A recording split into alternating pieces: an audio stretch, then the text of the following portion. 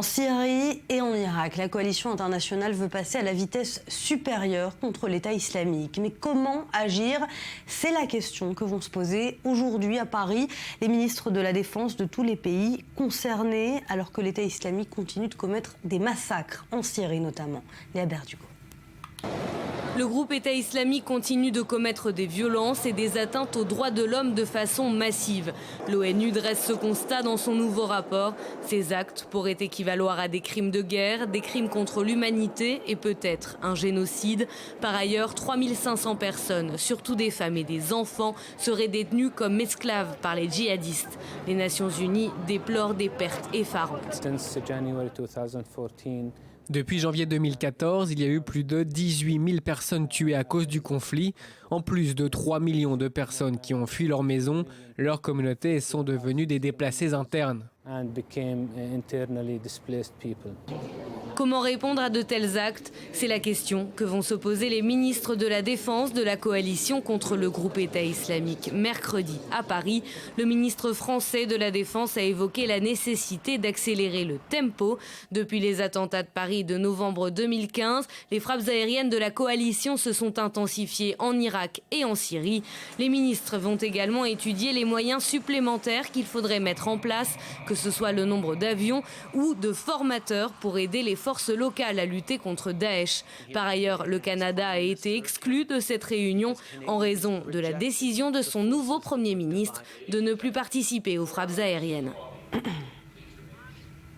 Voilà, nous sommes en ligne avec Christian Mallard, consultant I24 News en politique internationale. Christian, bonjour. Bonjour, Éléonore. Une nouvelle réunion a lieu aujourd'hui. Outre les moyens supplémentaires, les pays de la coalition espèrent cette fois mobiliser les pays arabes et les pays du Golfe à agir justement au sein de cette coalition contre Daesh.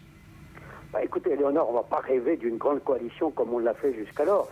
Vous le disiez à l'instant dans le reportage, le but de cette réunion, c'est de renforcer la campagne militaire contre l'État islamique au moment même où celui-ci perd du terrain. En Irak, on dit qu'on parle de 30 à 40% des territoires, et en Syrie. Alors, il s'agit, comme le dit ce matin le ministre anglais de la Défense, Michael Fallon, de détruire le maximum d'infrastructures, d'assécher les revenus pétroliers, d'amoindrir les capacités logistiques. Bref, il dit, il faut frapper le serpent à la tête.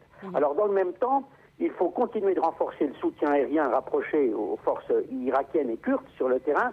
Cela dit, chacun est conscient que pour éradiquer Daesh, il faut envoyer des troupes au sol. Et vous parliez à l'instant des possibilités de troupes arabes et tout. Je crois que pour l'instant, on ne peut pas compter, alors qu'on l'avait espéré un moment, sur la coalition, la fameuse coalition antiterroriste de 34 pays que voulait mettre sur pied l'Arabie Saoudite.